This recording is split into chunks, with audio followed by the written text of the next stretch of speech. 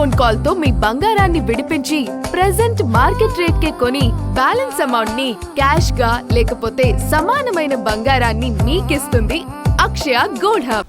పోలవరం నల్లమల సాగర్పై తెలంగాణ దాఖలు చేసిన writ petition విచారణ అర్హతపై సుప్రీంకోర్టు సందేహాలు వ్యక్తం చేసింది. పిటిషన్కు విచారణ అర్హతే లేదని ఆంధ్రప్రదేశ్ వాదించగా సివిల్ సూట్ వేసుకోవాలని తెలంగాణకు ధర్మాసనం సూచించింది. ఈ మేరకు నిర్ణయం తీసుకునేందుకు గడువు కావాలన్న తెలంగాణ ప్రభుత్వ విజ్ఞప్తి మేరకు తదుపరి విచారణ 12వ తేదీకి వాయిదా వేసింది. జల వివాదాలపై ఇరు రాష్ట్రాలు మధ్యవర్తిత్వాన్ని పరిశీలించాలని సీజేఐ జస్టిస్ సూర్యకాంత్ సూచించారు.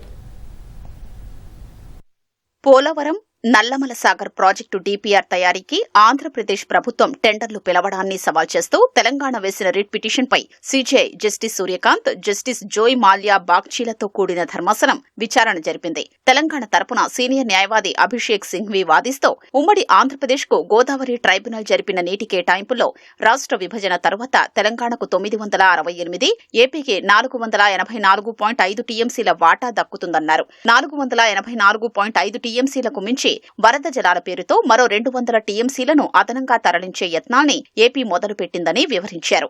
సిడబ్ల్యూసీ అనుమతి లేకుండానే డీపీఆర్ తయారీకి టెండర్లు పిలిచిందన్నారు. సమస్యపై అధ్యయనానికి కేంద్ర ప్రభుత్వం జనవరి 2న ఉన్నత స్థాయి కమిటీ ఏర్పాటు చేసిందని, కమిటీ నివేదిక వచ్చేవరకైనా ఆంధ్రప్రదేశ్ చర్యలపై స్టే విధించారని సింఘ్వి కోరారు. సింఘ్వి వాదనల్ని ఆంధ్రప్రదేశ్ తరపున వాదించిన సీనియర్ న్యాయవాది ముకుల్ రోహత్గి తోసిపుచ్చారు. అంతర్గత అవసరాల కోసం 3 నెలల ముందుగా ప్రాజెక్టు నివేదికలు తయారు చేసుకుంటే వారికి అభ్యంతరం ఎందుకని అడిగారు. కరవు పీడిత ప్రాంతాలకు వరద జలాల్ని తీసుకెళ్లాలనుకుంటున్నామని, తెలంగాణ నీటిని తాము తీసుకోవడం లేదని రోహత్గి వాదించారు. నదీ పరివాహక ప్రాంతంలో దిగువనున్న ఏపీకి వరద నీటిని వాడుకునే హక్కు ఉంటుందన్నారు. సింఘ్వి కోర్టుకు సమర్పించిన నోటు సరిగా లేదని మరో న్యాయవాది జయదీప్ గుప్తా చెప్పారు. పోలవరం నల్లమల సాగర్ ప్రాజెక్టులు వేర్వేరని, కానీ రెండింటినీ కలిపి చూపుతున్నారని తెలిపారు. ఈ అంశం సిడబ్ల్యూసీ పరిశీలనలో ఉందని, దానికి ఆమోదముద్ర వేసే వరకు డీపీఆర్ సమర్పించలేమని తెలిపారు.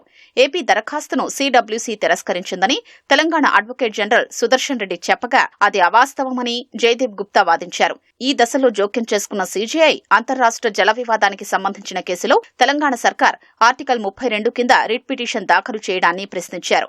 రిట్ పిటిషన్ దాఖలు చేయొచ్చా లేక సూట్ దాఖలు చెయ్యాలా అనే విషయాన్ని మాత్రమే పరిశీలిస్తున్నట్లు తెలిపారు. ఇలాంటి అంశాల్లో ఆర్టికల్ 32 కింద దాఖలు చేసిన పిటిషన్కు విచారణార్హతే పెద్ద సమస్య అన్నారు. దానికి బదులు ఆర్టికల్ 131 కింద సివిల్ సూట్ దాఖలు చేసుకోవాలని సూచించారు. పోలవరం జాతీయ ప్రాజెక్టు కేంద్ర ప్రభుత్వం ముందస్తు అనుమతి లేకుండా అందులో మార్పులు చేర్పులు చెయ్యలేరు కదా అని ప్రశ్నించారు.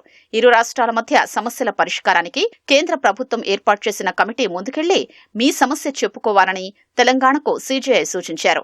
ప్రస్తుత పరిస్థితుల్లో ఆంధ్రప్రదేశ్ను నిలువరించడానికి సుప్రీంకోర్టును ఆశ్రయించడానికి మించిన మార్గం లేదనుకుంటే సివిల్ సూట్ దాఖలు చేయాలన్నారు. అవసరమైతే అందులో మహారాష్ట్రతో పాటు ఇతర రాష్ట్రాల్ని పార్టీలుగా చేర్చాలని సూచించారు. ప్రాజెక్టు అన్ని పనుల్ని నిలిపివేయాలంటూ ఆంధ్రప్రదేశ్ సిడబ్ల్యూసీ చెప్పినా ఆపకపోవడం వల్లే ఆర్టికల్ 32 కింద కోర్టును ఆశ్రయించామని సింఘ్వి తెలిపారు. తమ రిట్ పిటిషన్లో కేంద్రం, సిడబ్ల్యూసీ ప్రతివాదులుగా ఉన్నాయని చెప్పారు. సివిల్ సూట్ దాఖలు చేస్తే రాష్ట్రాలకు సంబంధించిన విషయంలో మమ్మల్ని ఎలా పార్టీ చేశారని కేంద్రం ప్రశ్నించొచ్చని అన్నారు. మధ్యంతర రక్షణ కల్పిస్తే సివిల్ సూట్ వేసే అంశం పరిశీలిస్తామన్నారు.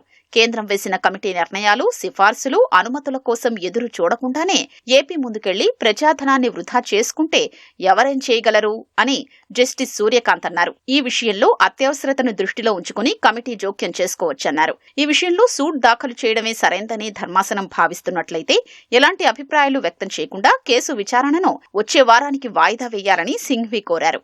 ఆలోపు నిర్ణయానికి వస్తామని ధర్మాసనానికి విజ్ఞప్తి చేశారు. దీంతో కేసు విచారణను వచ్చే సోమవారానికి వాయిదా వేస్తున్నట్లు సీజేఐ ప్రకటించారు. అదే సమయంలో వివాద పరిష్కారానికి ఇరు రాష్ట్రాలు మధ్యవర్తిత్వం గురించి ఎందుకు ఆలోచించకూడదని సూచించారు.